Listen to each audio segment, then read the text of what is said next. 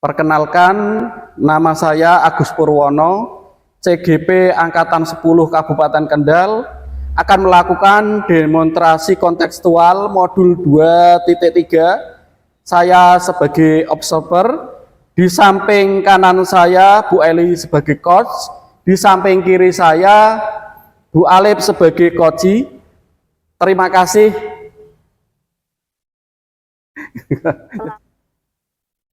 Assalamualaikum warahmatullahi wabarakatuh. Waalaikumsalam warahmatullahi wabarakatuh. Bagaimana kabarnya Bu Eli? Alhamdulillah sehat Pak Agus. Pak Agus sendiri bagaimana kabarnya? Sehat. Sebelum kita melakukan coaching, sebagai awal saya akan memberikan pertanyaan pada Bu Eli.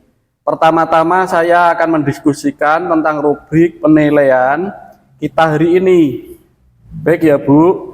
Pada coaching kita hari ini, coach dan coachee akan saya amati dan nilai sesuai dengan rubrik penilaian. Apakah sudah sesuai dengan alur tirta apa belum? Kemudian bagaimana Ibu memberikan pertanyaan berbobot pada coachee dan juga bagaimana coachee tersebut merespon atau menanggapi pertanyaan dari coachnya. Nah, jangan lupa sesuai dengan prinsip coaching diantaranya 1. Kemitraan, 2. Proses kreatif, 3. Memaksimalkan potensi. Pertanyaan pertama ya Bu, yang akan saya tanyakan kepada Ibu. Yang pertama, kompetensi apa yang akan Ibu dikembangkan pada coaching pada kali ini? Jadi baik Pak Agus, terima kasih. Untuk kompetensi yang akan saya kembangkan ada 3. Yang pertama ada kehadiran penuh, yang kedua mendengarkan aktif, dan ada 3 yang nomor 3 memberikan pertanyaan yang berbobot. Ya, terima kasih. Pertanyaan yang kedua, kompetensi mana yang ingin dikembangkan secara spesifikasi, yang ingin diobservasi? Ada 2 kompetensi yang secara spesifik akan saya kembangkan. Yang pertama mendengarkan aktif, dan yang kedua itu memberikan pertanyaan yang berbobot Pak. Ya Bu. Pertanyaan yang terakhir, indikator yang bagaimana pada proses coaching kali ini?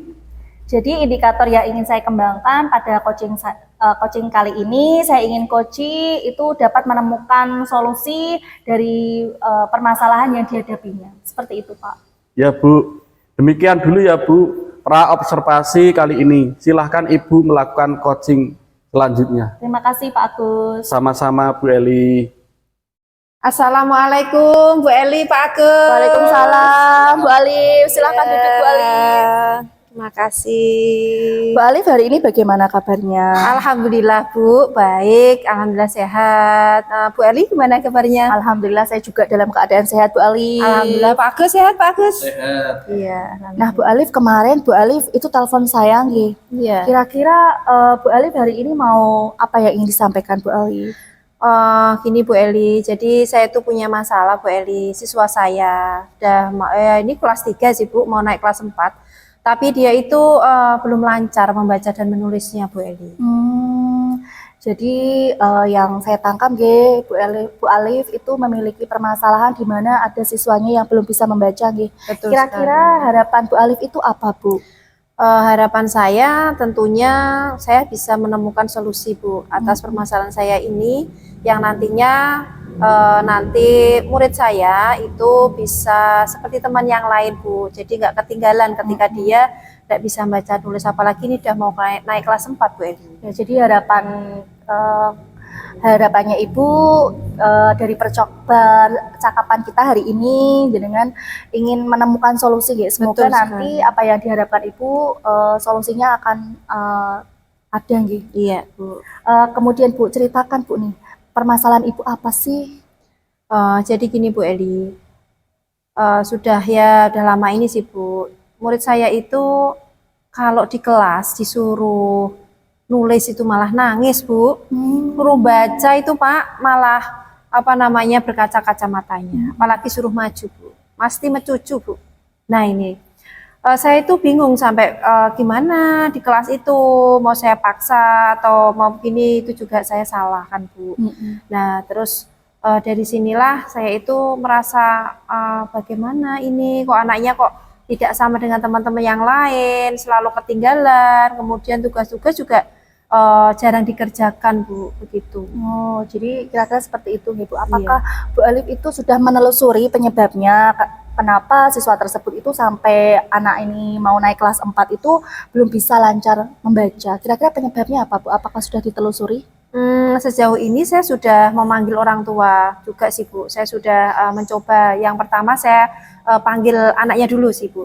Saya panggil anaknya dulu, kemudian saya dekati baik-baik. Kemudian saya ajak ngobrol, ternyata anak tersebut itu cerita sama saya kalau selama ini ternyata jarang bertemu sama orang tuanya. Bagaimana tidak Bu, pagi itu orang tuanya sudah berangkat kerja.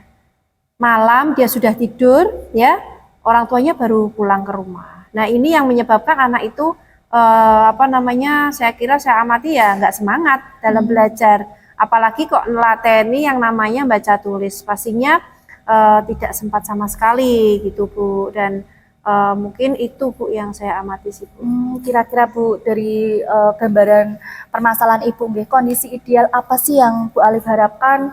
Kira-kira Bu Alif kondisi itu ada di rating berapa Bu sebelum jenengan melakukan ingin kembangkan kompetensi apa, itu kira-kira Bu Alif memberikan rating berapa? Kalau saya lihat ya, saya amati dari apa yang sudah dialami oleh siswa saya ini, saya kasih nilai mungkin masih di angka 5 Bu Eli. Karena apa? Karena dari orang tua juga belum ada bantuan ya untuk anaknya, tidak ada perhatian sama sekali juga. Mungkin saya kira dinilai 5 itu. Rendah ya Bu ternyata. Iya, betul sekali. Dan setelah coaching ini harapannya itu ada di rating berapa Bu kira-kira? Minimal ya di angka 7 sampai 8 lah, itu sudah baik lah Bu.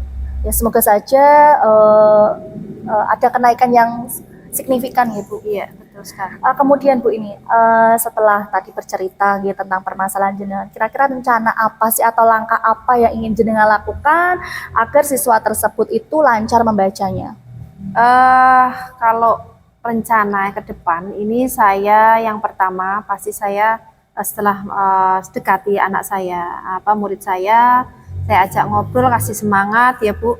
Kemudian yang kedua saya ajak komunikasi juga orang tuanya, ini yang utama. Karena bagaimanapun kalau di sekolah itu kan waktunya sebentar ya Bu, paling hanya 5-6 jam. Sedangkan di rumah dari 24 jam kan 19 jam sendiri di rumah Bu. Ini artinya tanggung jawab orang tua di rumah ini sangat utama ya, apalagi madrasah itu kan, di sekolah itu ya madrasah ya, orang tua itu sebagai madrasah ya untuk anak-anaknya. Dan selanjutnya saya juga akan ini Bu, mungkin metode ya Bu. Nah, dari metode ini saya mungkin perlu metode yang baru atau yang bisa meningkatkan anak tersebut bisa semangat dalam belajar, khususnya membaca dan menulis ya.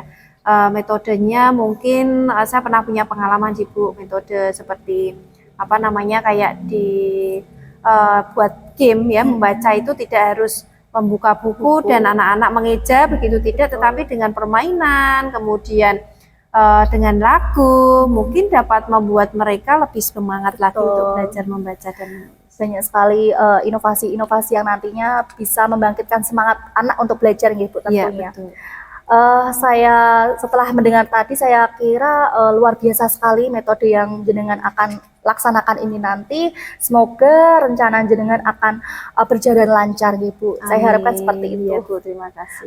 Kemudian Ibu, kapan kira-kira Bu Alif ini akan menerapkannya rencana tersebut?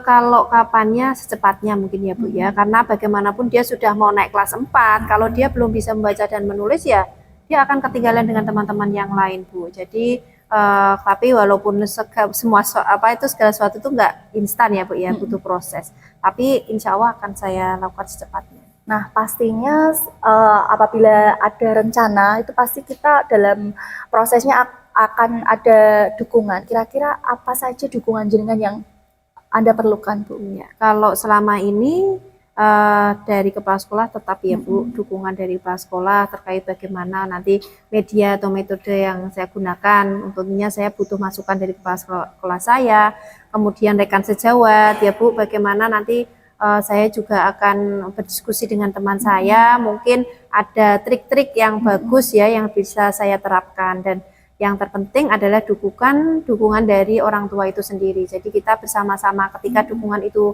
berjalan baik, insya Allah nanti hasilnya juga akan baik. Oke, semoga rencana dan langkah-langkah pembelajaran Bu Alif ini dapat berjalan lancar, kemudian anak-anak diharapkan juga dapat lancar membacanya, kemudian semangat dalam belajar. Betul Ibu. sekali. Nah Ibu, setelah tadi kita ngobrol-ngobrol panjang kali lebar Ibu, kira-kira apa nih yang Ibu rasakan setelah Bu Alif curhat nih kepada saya, menyampaikan unek-uneknya seperti itu? Iya. Alhamdulillah Bu, selama saya sudah mencurahkan apa yang ada di hatiku ya, gitu ya Bu ya. Ini saya merasa lega Bu. Jadi saya tuh bingung tadinya mau ngobrol sama siapa gitu kan. Alhamdulillah kok ada Bu Eli ini. Alhamdulillah, terima kasih Bu sudah menemani saya ngobrol sehingga saya bisa mengeluarkan unek-unek saya, dan saya tahu apa yang akan saya lakukan selanjutnya. Ya, gitu. oke, terima kasih Bu. Saya juga senang sekali mendengar cerita dari Ibu. Saya harapkan apa yang jenengan laksanakan ini dapat tercapai harapannya. Amin. Amin. Terima Terima kasih Bu Eli. kasih sama-sama Bu Ali. Iya, sudah mengganggu waktunya ini ya. Makasih ya Bu. Sama-sama Bu Ali. Assalamualaikum Bu Eli. Waalaikumsalam Pak Agus. Bu, tadi sudah melakukan coaching ya Bu Eli? Ya betul Pak Agus. Sebelum penutupan, saya akan menanyakan beberapa pertanyaan pasca observasi. Yang pertama Bu, apa saja yang sudah dilakukan pada saat coaching terkait indikator pencapaian yang ditentukan? Nah, di dalam praktik coaching yang telah saya lakukan tadi, saya sudah melakukan coaching sesuai dengan alur Tirta. Yang pertama itu tujuan, yang kedua identifikasi, kemudian yang ketiga rencana aksi, dan yang keempat tanggung jawab Pak Agus. Oke Bu. Sehingga dalam coaching ini saya menggunakan alur Tirta, sehingga si coach ini dapat menemukan solusi atas permasalahan yang dihadapinya, Pak. Ya. Menurut saya sebagai observer, proses coaching sudah berjalan dengan baik dan proses alurnya sudah sesuai dengan alur Tirta. Sudah berusaha, Bu Eli sudah berusaha menggali, memberikan pertanyaan-pertanyaan kepada Bu Alif, bisa menemukan solusi dari permasalahan, dan coaching sudah dilakukan sesuai dengan prinsip coach. Pertanyaan yang kedua Bu, kompetensi apa lagi yang ingin dikembangkan berdasarkan hasil melakukan coaching yang baru dilaksanakan? Dengan cara lebih memahami lagi proses dalam praktik coaching, Pak. Kemudian di dalam praktik coaching tentunya saya lebih memahami alur Tirta seperti itu, sehingga saya dapat melakukan coaching selanjutnya dengan lebih baik lagi, Pak. Oh iya Bu, Ya. semoga kedepannya bisa melakukan coaching dengan lebih baik lagi. Demikian observasi kita hari ini, semoga bisa bermanfaat bagi kita. Kegiatan hari ini saya tutup dengan wassalamualaikum warahmatullahi wabarakatuh. Waalaikumsalam warahmatullahi wabarakatuh.